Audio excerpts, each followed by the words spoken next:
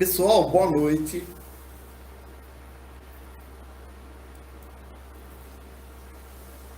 Eu vou estar falando com vocês hoje, principalmente porque o acontecimento é bastante propício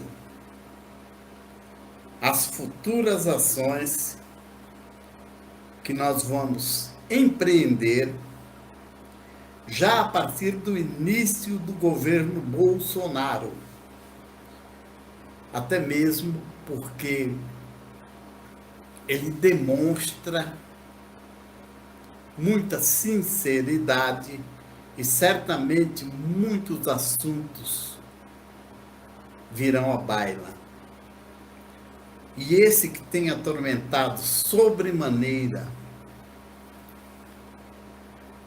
as ex-testemunhas de Jeová, as que foram desassociadas, as que são dissociadas, as que estão inativas, então poderão ver a coisa se concretizar em termos de que venha a ser feita uma justiça, principalmente em relação aos abusos sexuais e o silêncio que se impera aqui no Brasil. E nós sabemos que não são poucos os casos, porque nós tivemos contato com 14 pessoas até agora, as que tiveram coragem de falar. Antes de nós entrarmos no tema, eu quero pedir para vocês que não são inscritos se inscreverem no canal. É de suma importância isso, gente, vocês se inscreverem, vocês angariarem outras pessoas para se inscreverem no nosso canal, darem um like, não gostou, dá o like negativo, achou a matéria interessante, dá o like positivo, mas não deixe de dar o like e não deixe de se inscrever. Eu vou dizer para vocês por quê. Vocês devem ver vários vídeos no YouTube, vocês veem as pessoas pedirem para que vocês se inscrevam no canal e deem like, mas não falam o porquê dessa insistência. Eu não sei o que eles pensam, mas eu vou falar, tá? A questão é a seguinte, principalmente quando um canal tem 1000 inscritos para cima, o YouTube começa a apreciar certas reivindicações. Quando um canal tem mais de 4.000 horas e vai multiplicando isso acima, ele também começa a apreciar as reivindicações.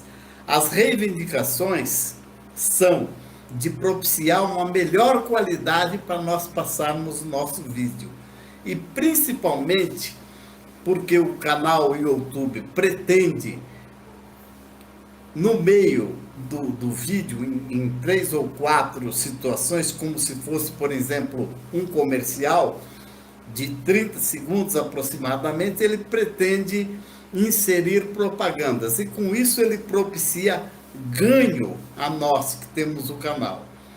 E nós vamos precisar muito disso, porque esses ganhos em dinheiro, inclusive, é que vão estar sendo juntados ao meu, porque eu pretendo frequentar Brasília, eu pretendo frequentar a Câmara dos Deputados. Como eu não sou um deputado, eu vou ter que frequentar pelo lado de fora, mas como um advogado e como qualquer um do povo também, eu poderei ter acessos a deputados para que nós venhamos a ter essa causa olhada com mais respeito, com o olhar dos direitos humanos, que agora lá tem uma pastora, a pastora Damares, a comandar esse ministério.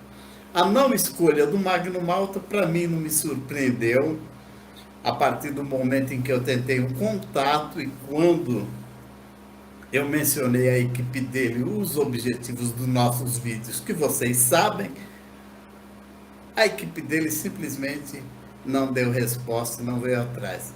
Porque, obviamente, isso não angariava votos. Votos que podem ter feito falta para ele se reeleger senador, que não conseguiu. Tá?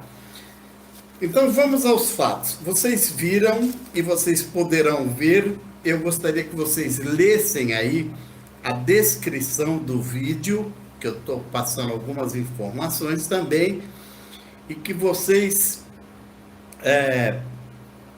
também olhassem no site da Globo. Vocês podem ver a reportagem. Houve a reportagem feita no programa do Bial, da sexta-feira agora, ontem. Houve no Jornal Nacional de hoje e haverá no Fantástico de amanhã, novamente, um aprofundamento desse assunto envolvendo abusos que teriam sido cometidos pelo médium João de Deus, lá de Goiás, né? O nome da cidade, mais precisamente, é Abadiânia, né? No estado de Goiás, um médium que é conhecido no mundo inteiro e que tem frequência de diversas pessoas e que vocês já viram aí nas reportagens, muitas pessoas dizendo que isso é calúnia, difamação e mentiras. Parece que nós somos familiares com esses termos, né? A Torre também diz a mesma coisa, é tudo calúnia, difamação e mentiras. Já estamos com o ouvido treinado, né, para esses tipos de alegações. Então, o que eu queria comentar? Eu vou, na verdade, estar fazendo isso aí nos 3 ou 4 vídeos, à medida que for rolando a reportagem, para eu ir posicionando vocês. Teve um parecer muito importante também de uma promotora de justiça aqui do estado de São Paulo, que é a promotora Gabriela Mansur. E ela, por não estar no caso, e até para não ser deselegante, que certamente haverá um promotor de justiça do estado de Goiás no caso, futuramente, ela apenas emitiu alguns pareceres jurídicos. E como ela falou muito tecnicamente, eu vou estar explicando para vocês. Também no programa do Bial, vocês podem ouvir a fala dessa promotora. Então eu queria dizer para vocês apenas o seguinte: o que vocês veem na reportagem referente ao médium João de Deus, eu falo com propriedade de conhecimento, né? Eu já falei para vocês do meu antepassado, que eu estive 33 anos no Espiritismo, sendo divididos eles entre Umbanda, Candomblé e a Federação Espírita, que é o Espiritismo kardecista, que aliás eles dizem que unicamente eles têm direito a esse título de espíritas, né? E que os demais são espiritualistas. E já disse para vocês também que eles têm uma visão assim em relação aos outros, né? Eles estão acima e os outros são pobres, coitados, espirituais, inclusive, em busca de evolução para chegar até eles. Então, o que eu vou dizer para vocês é o seguinte: ontem, quando eu observava o relato das vítimas, olha, gente, eu cheguei a arrepiar, porque era tão fidedigno, tão confiável, porque eu conheço o modus operandi. Eu estive lá no meio, eu sabia do que acontecia com os pais e mães de santos, eu sabia.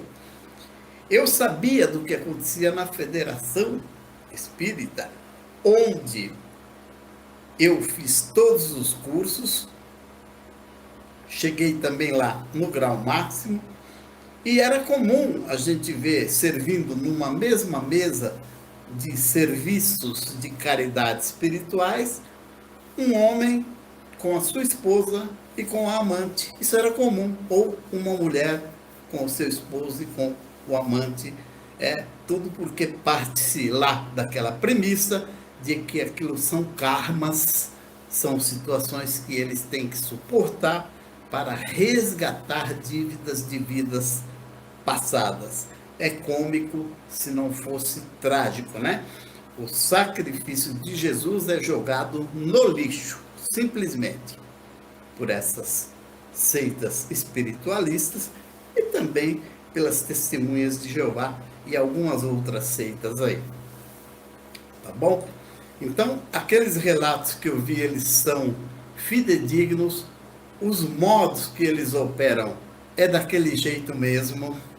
São situações, vocês vão perceber que as pessoas são colocadas e elas não podem, elas ficam como que desautorizadas de falarem alguma coisa, porque ninguém acreditaria nelas. Entendeu?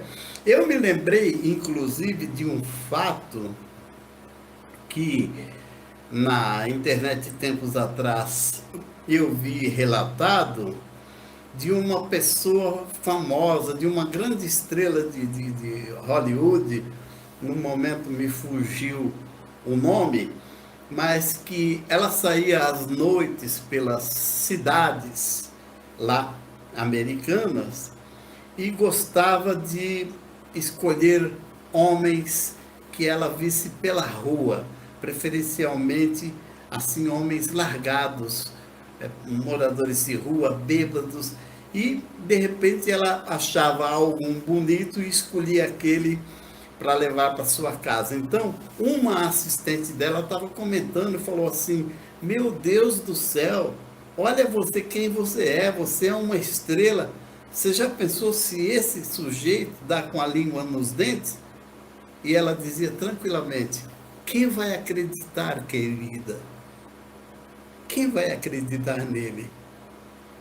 E realmente, vocês podem notar que isso acontece no nosso dia a dia. Se um sujeito, um homem ou uma mulher, chega contando alguma coisa que envolve algo mais importante, ou uma pessoa mais importante, você, logicamente, isso é quase que automático, você olha com desconfiança. Você pensa, ele é um mentiroso, ele quer aparecer. Você imagina as pessoas que estavam ali dentro e que relatam o que vocês podem ver na reportagem em relação a esse João de Deus. Vocês imaginem se elas saíssem ali fora e falassem alguma coisa, elas seriam linchadas. Há alguma semelhança com testemunhas de Jeová? Sim, sim. As crianças que levam um negócio desse ao conhecimento, ou os jovens, ou os adolescentes, que não apresentam as duas testemunhas e nunca vão conseguir apresentar, eles são desacreditados, passam por mentirosos, se o acusado não confirmar. E eu não conheço um caso de um acusado que tenha confirmado. Obviamente, não há as duas testemunhas presenciais, ele vai se calar, vai negar o fato e aquela pessoa vai passar por mentirosa. Então, quando vocês verem os relatos, vocês não viram a reportagem, podem ainda ver no Fantástico amanhã, eu acredito que eles vão repetir, mas vocês também podem ir no site da Globo, no Globo News ali, no Globo Play, e vocês baixam e vejam a reportagem inteira para vocês irem ficando inteirados do assunto. Então aquilo lá é comum? Sim, é muito mais comum do que vocês pensam.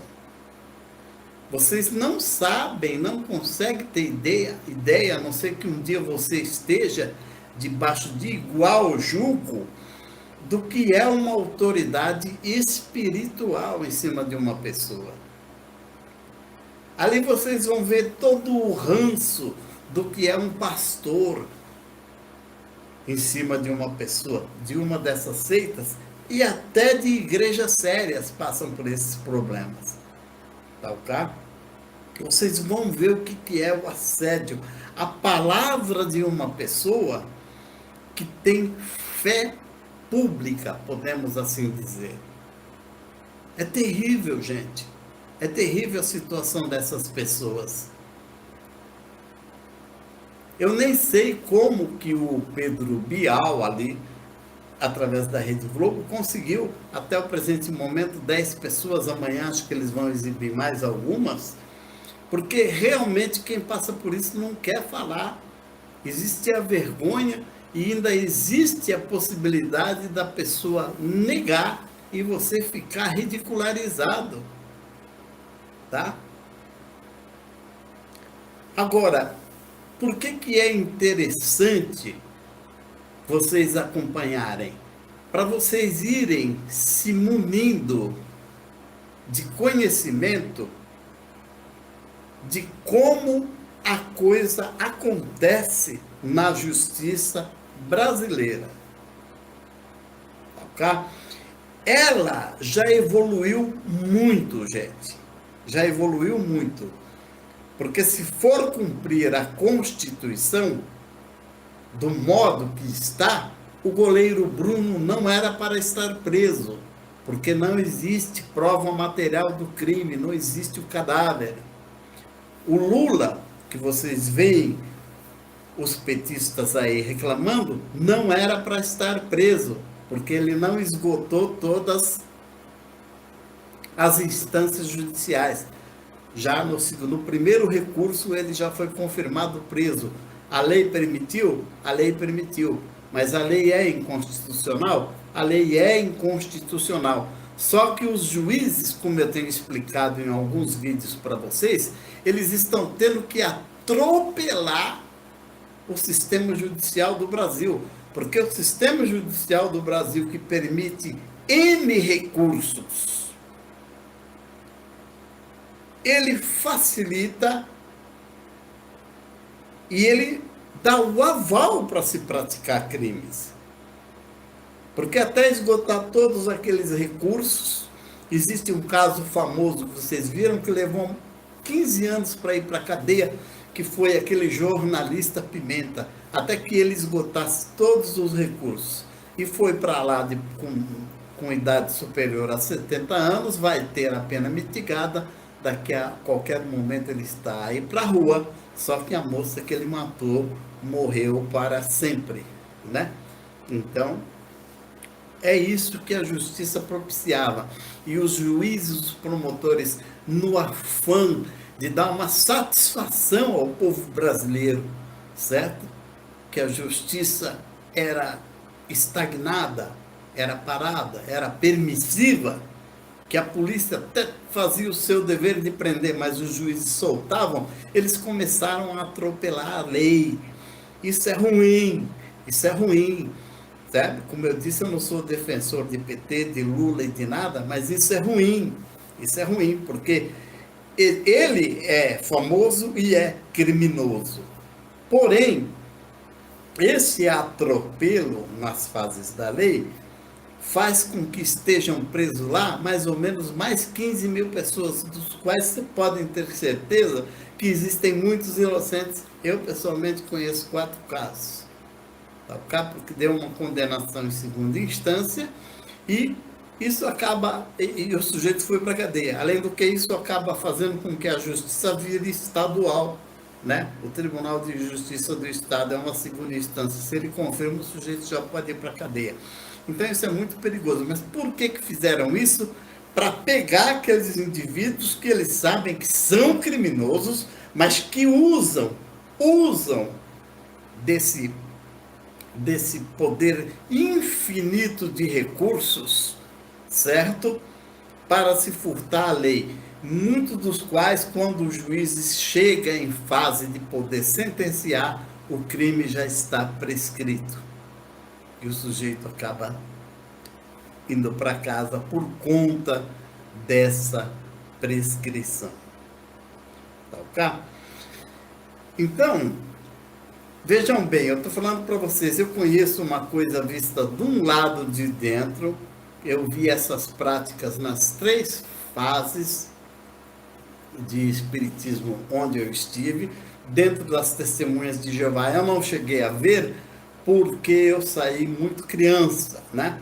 Eu saí muito criança e eu só estou ao par de tudo lá porque eu tenho uma mãe, que eu tenho dito para vocês, ungida nos sistemas de entendimento lá, e que ela prega para mim esses quase 60, quase 50 anos, 46 anos que eu saí mais ou menos com 12, ela fala para mim todo, conta tudo, prega tudo para mim, o que eu não sabia eu fico sabendo por ela, e todos esses anos também ela fala que eu sou do diabo. Mas isso é uma outra questão, e quando você sabe que a fala é insensata, isso não lhe atinge, embora tenha um peso por questão de ser mãe. Então, eu vou estar comentando com vocês a respeito dessa reportagem, e para vocês acompanhar, para que fique uma coisa bem nítida e vocês vejam como vai ser o passo a passo, tá? Mesmo por quê? Porque a justiça estando fazendo esses procedimentos que não são muito legais, certo? De atropelar fases, mas vai ser o único meio de pegar essa gente, porque eles se beneficiam disso. Uma justiça que permite N recursos, e as coisas vão se alongando, se prolongando, e chegam ao ponto, às vezes, até de estar prescrito para se aplicar alguma pena. Tá ok? Então eu vou estar comentando com vocês em detalhes, em vídeos curtos, tá? Para que nós possamos, para que todos possam ter um tempo para assistir, e em vários pedaços, porque isso vai se alongar por alguns dias, e isso, que fique sabido, é um treinamento para nós irmos observando o que vai acontecer com o João de Deus, tá? Vocês vão ver através de uma aula nacional, porque o Jornal Nacional, obviamente, ele vai se interessar e vai ficar acompanhando isso por vários dias, tá? E, obviamente, isso vai nos propiciar aprendizado, para a gente saber como que vai agir, como que a gente vai perambular lá pelos corredores da Câmara Federal, certo? E fazer com que esses deputados venham se tornar sensíveis ao assunto.